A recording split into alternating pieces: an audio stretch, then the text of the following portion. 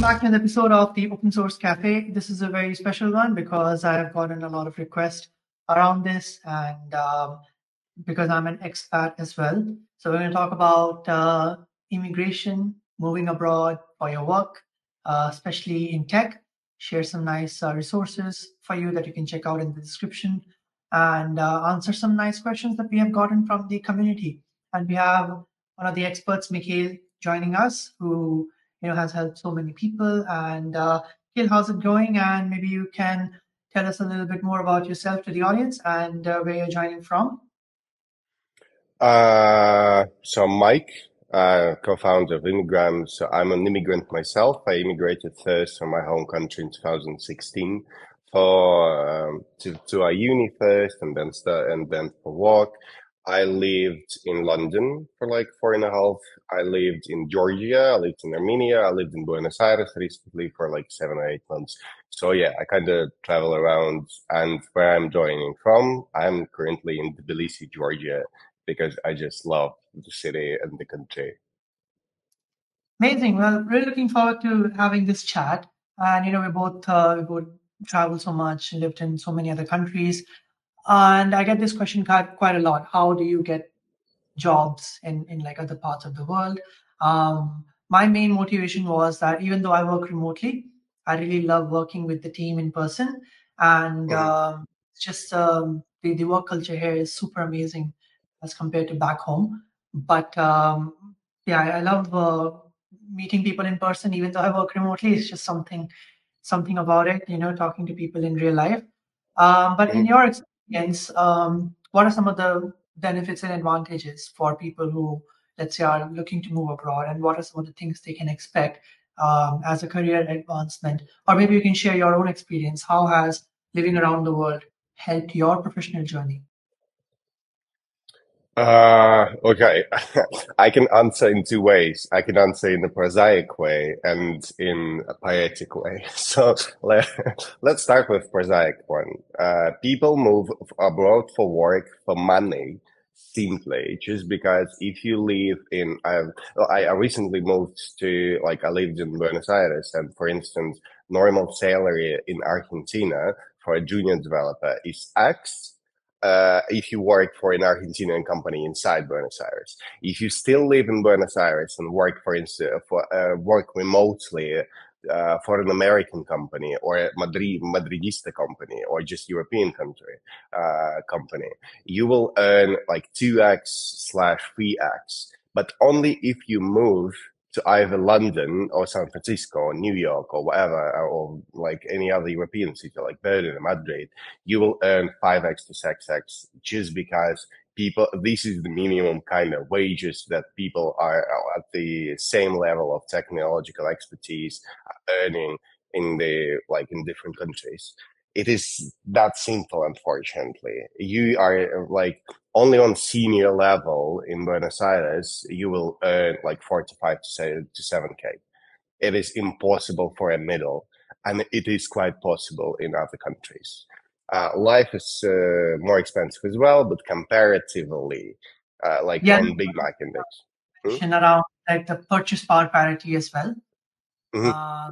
because they're like it's more expensive. But in general, I have seen that even though the prices are a bit expensive, like for example, I talk about London because I live in London, like in the city of London in central. So it's super expensive to live and rent and everything.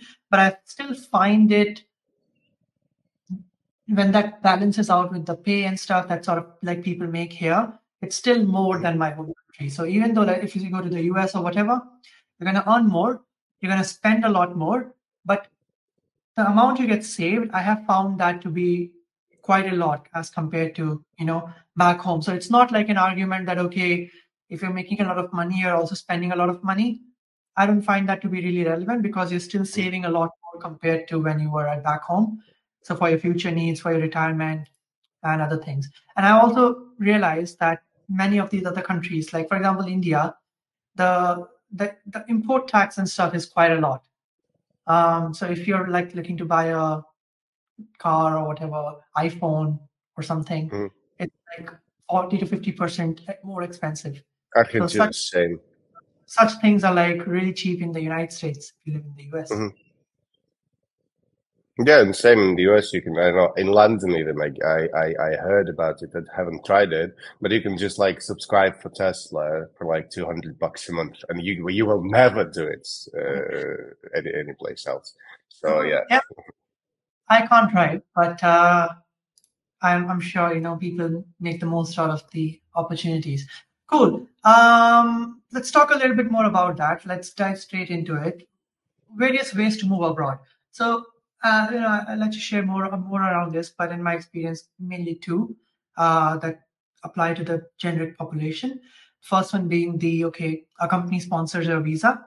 That's how I came to London. CEO sponsored my work visa, and pretty straightforward process. And I can only work in London while I have a company to sponsor me on this visa, like skilled worker one. That's fine. Second one is a global talent visa that many countries offer. It's like UK Mhm, offers the global talent, USA offers the O visa. So my question to you is, why are countries doing this? What is the benefit to the countries to offer these types of visa? mhm, And sort of individuals should look for these types of visas if they do not get a company to sponsor their move. mhm. Okay. Let's like for 30 seconds, let's dive a little bit deeper in what is what's a visa. The distinction here is not really about it's either a work visa or a global talent visa. The distinction here, division here, it's either a sponsored visa or a self-sponsored visa. Meaning, is there anyone who is vouching kind of for you, who is it's either your employer or some sort of organization. Normally, it is an employer or a business accelerator or whatever. Or is it a visa that you just get yourself as a person, and you just allowed to be anything in the country, live there, apply for citizenship and whatsoever. And if you check, for instance, we can say there are a lot of global talent visas in the world, but none of them are really self-sponsored. There are only two self-sponsored visas, like permanent residence visas in the world, which is Global Talent in the UK and EB1A, EB1EB2 in the US. Even the O visa, which is super popular, it is not self-sponsored because you still need an employer, you still need some sponsor that will apply and sign the petition and whatever. You cannot change jobs. You will just get a free I can talk about it like for now at least. But yeah, so summing it up, there are self-sponsored visas and not self-sponsored visas, and that's the distinction here. And why are the countries doing that? Why are the countries kind of easing the influx input in incoming amount of incoming talent into the country? Just because I don't know, if we just check the stats, almost a half of Fortune 500 companies are founded by either immigrants or children of immigrants. It is that simple. So if you make a country kind of attractive to international talent, you will fix your talent shortage. You will find yourself in a position when you have like lots and lots of amazing companies being started by those people, lots of amazing ideas being created by those people, lots of industries, lots of whatever. It's just that simple. So the countries who are doing it, they finally understood that, tech is the new gold, and you can either mine it or you can just sit and watch. So a lot of countries, like my home country, is currently doing the opposite. So yeah, they are they are getting rid of their talent. But those countries who understand it, that's Australia, UK, United States, Canada, Germany, New Zealand, and so on. Singapore, for instance, has an amazing employment pass visa. So they attract those who will be building the next Apple, the next Google, the next Facebook, the next Baidu, the next whatever. So yeah, in short, countries that understand that tech is the new gold are actively mining it and easing immigration. Yeah, couldn't agree more. And personally, what I've seen is that, like, okay, the tax in UK, for example, is quite a lot. But what I have realized is that the government has a lot of initiatives in place for you to save a lot of tax if you put the money back in the community and the tech ecosystem, for example. So that's something I didn't really see in my like in India, for example, and think something that the countries should also um, focus on. But that's one thing. Like some really good initiatives by the government. Like if you are earning a lot of money, but you could put some of it back in the community, you get a lot of tax savings. Cool. Other thing I want to talk about is like, obviously living and working abroad can be a transformative experience. So, how do you think that moving to a new country for work can influence one's personal and professional life? And the question why I'm asking you this is, how does a person know that, it is for them? Because I also meet a lot of people who move abroad and they're just like, okay, not working for me, I'm going to go back, and that's completely fine. And that's what I tell my viewers as well. Like in the end, the most important thing is your happiness, mental health, and work life balance and stuff. So how do you know it's the right choice for you, um, and what are some of the things you can expect when moving abroad? Okay, there is the long answer. Let's try and do the long answer. So I completely understand those who have moved abroad, moved to a country and didn't like it. And that is okay because it is the same as like you can not like a country. That is fine. You just need to try something different. And it is the same, unfortunately, uh, with all the videos and vlogs and blog posts and travel influencers in the world, you will never experience a country until you experience a country. It is the same. You can, I don't know, you can watch thousands of videos on Mexican cuisine, on tacos and burritos, but until you tried it and until you tried a different versions of it in different places in Mexico City, you will never really understand what it is. You will just have a like some sort of an idea, but that is it. And entonces, yeah, sorry, I was learning. I was speaking mainly Spanish for the last 7 months. So yeah, it is the problem here, like an additional problem here, which is super common, is people are moving to a country not because they want to, but because there is some visa scheme that is available to them. And people are first kind of looking for a best visa to go, it'll take to obtain, and then think, okay, is it really? And they either think a little about, is it really the country I want to go? Or they think like, okay, I will get the visa and find out. And people are spending years in the country, not liking it, not being happy in it, not whatever adjective of happiness. Yeah. So it can be transformative and it is super interesting. And I would advise everyone to try to live abroad and to leave, not to travel, because there is a huge difference between spending a week in Paris and 5 months in Paris and 5 years in Paris. It's three completely different cities one can experience because it does remove some sort of like horse blinders from your eyes. You see the world different after you've lived for at least like a few months in some countries.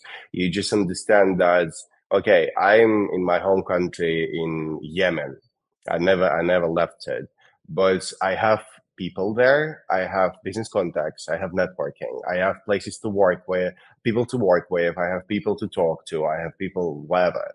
And after some months, not days, not weeks, but months in a different city, you understand that it is the same. The world is full of people to talk to work with, to make it get along with, to make friends with, etc., etc., etc., etc. And the kind of the perspective with what I'm trying to. English is my second language, so, so yeah. The perspective with what they look at the world is sometimes completely different. And it's, at least it is fascinating, it's super interesting, but at best it does change you a little bit.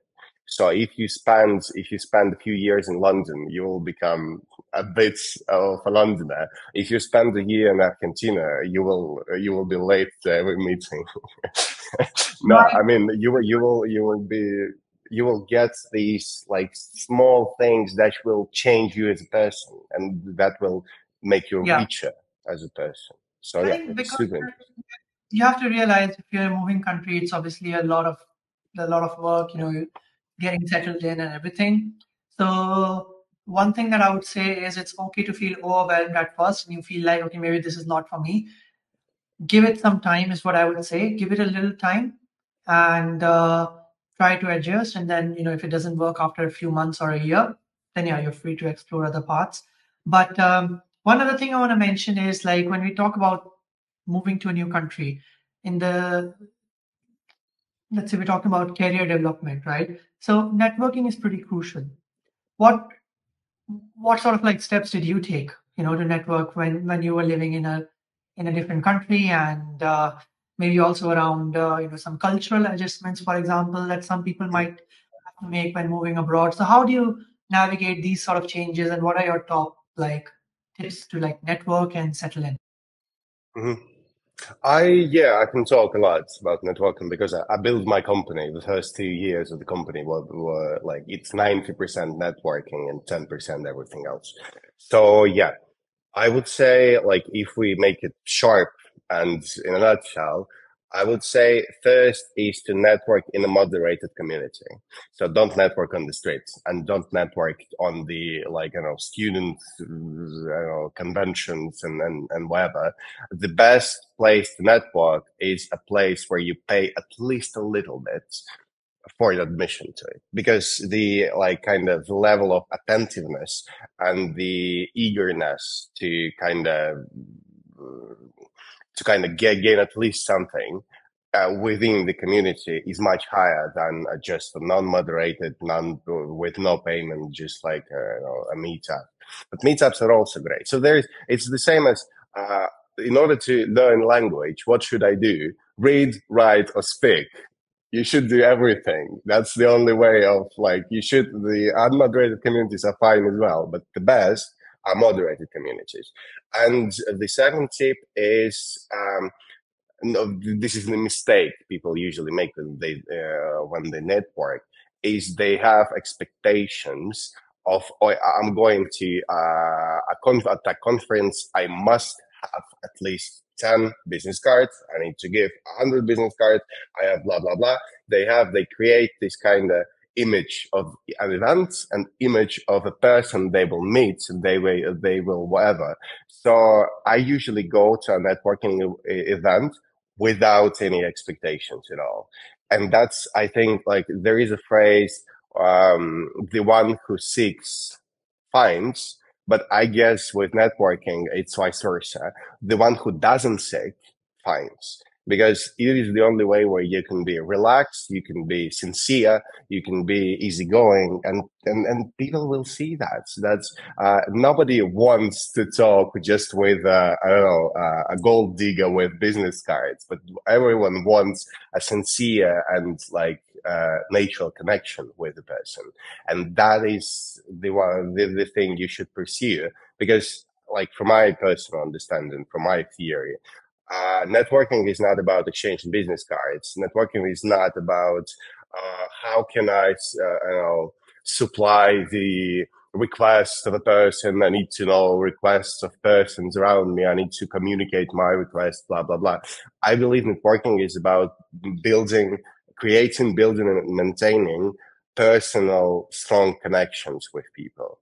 And so like the final third here is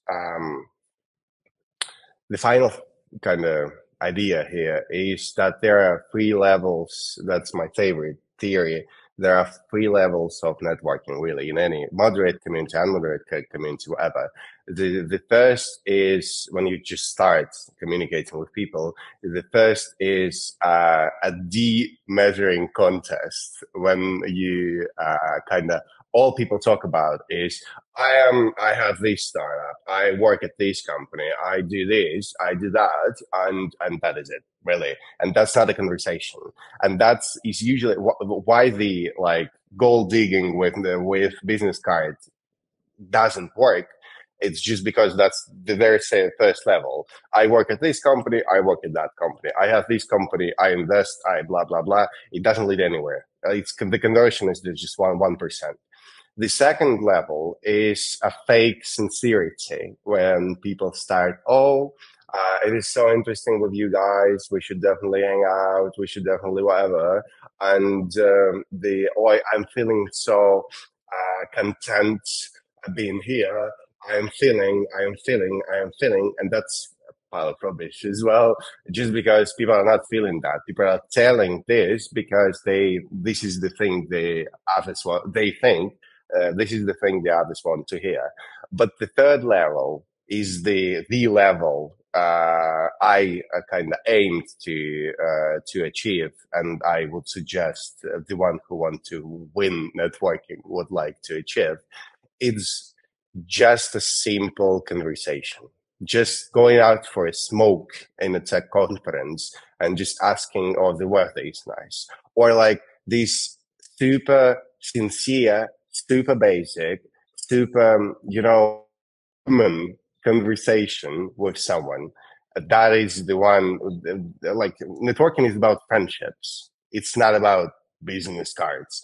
So yeah, creating friendships. And the final third here, I'm sorry for this taking so long, just because like I built my business through this. I have 7 years of networking experience. So yeah, the final third here is the only way. Like, why do people network? Because they want to approach people who are higher than them in the food chain, right? So a founder wants to meet a bigger founder, a junior developer wants to meet a senior developer, etc., etc. So the only way to approach such a whale is to not ask anything from them. So imagine yourself a super experienced, I don't know, big time founder, or a big time CPO, or a big time CTO, or whatever.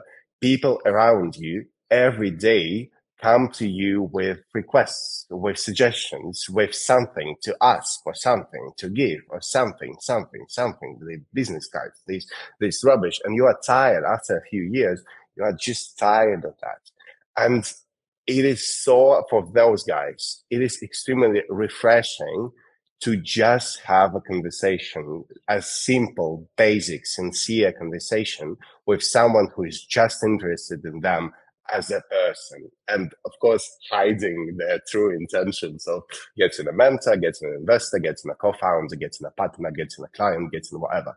So yeah, approach with sincerity, be just simply genuinely interested in the person, and limit yourself to 1 or 2 or 3 conversations in the whole tech event. Because if you will have 100, you will do nothing. You will not meet 100 people.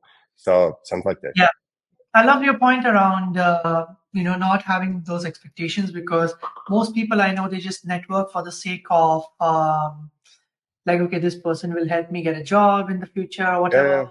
That sort of thing is like fine. I mean, obviously, your network is really important when you're looking for like roles and stuff, and all the opportunities I have gotten have been via my network. But that has never been the main outline for me to network with someone. Like, okay, this person will help me in the future. For me, it's always been about curiosity and just education, just learning more from the person, and for them to feel like they're learning something as well. So just be engaged in the conversation rather than, like you mentioned, like, okay, this person will help me get a job in the future or whatever. Just being generally interested in what people do. All right. Well, thanks for sharing, Mikhail. We're almost closing in on time. So for folks who are watching, a lot of resources for you in the description below, and action items to help you in your immigration journey. So make sure you check that out. And lastly, Mikhail, maybe you can share a bit more about, let's say, if we take UK for an example.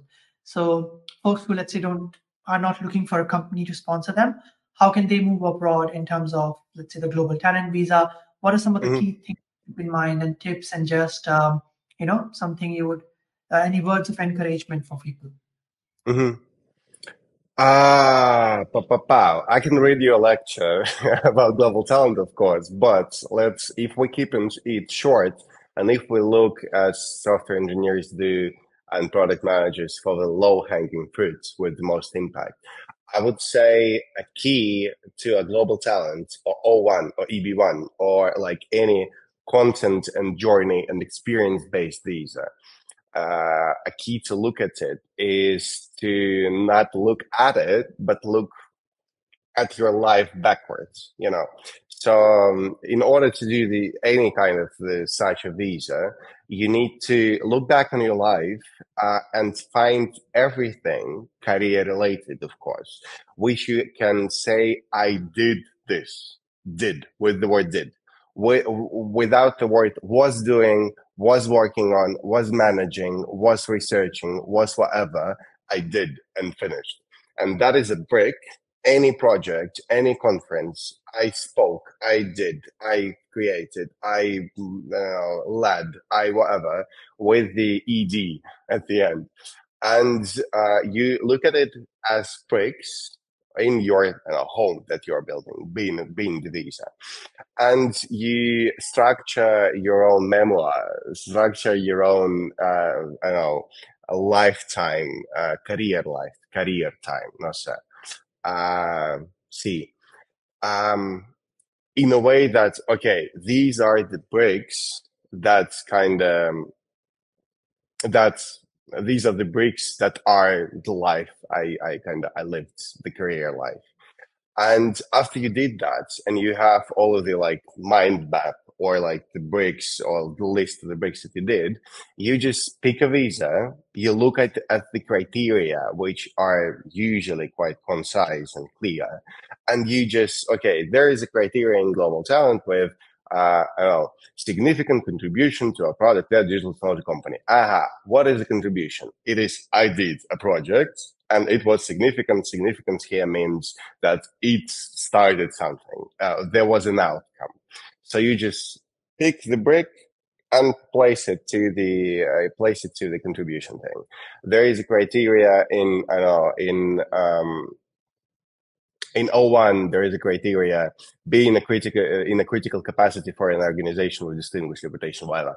Critical capacity. What does it mean? I led something. I managed some projects, etc. So pick bricks, go there. The conference things, and so on. So the best kind of approach. This is what I want to leave at really. So the best approach is, and the only way of not being overwhelmed by all these visas and criteria and requirements and so on, is just to like structure your life and structure your career in a way that is easy to just, okay, this brick goes there, this brick goes there, and if you do that, the whole visa thing, it's just a Lego house, and yeah, you can build a Lego house. That's it. Yeah, no, couldn't agree more. So that these are some of the nice tips for like your resumes and stuff as well, because I see people in all the time in resumes. They're like, I completed this, I worked at this company or whatever, and I worked on this technology. But what does that mean? Add some metrics if you can. That would be really helpful for the ATS. But yeah, I think in the end, it's more about just giving proof, and these metrics are a good enough way to give proof that you actually, did the work. But I hate doing like these paperworks and compiling stuff, so I always take like professional help. And there are many like services you can use. Leave some in the description below that you can check out. But this was really fun. Thanks a lot for joining and sharing, Mikhail, and answering all my questions. And yeah, it was really good. And see you in the next one. Have a good day. Pleasure. Thank you for asking. Bye.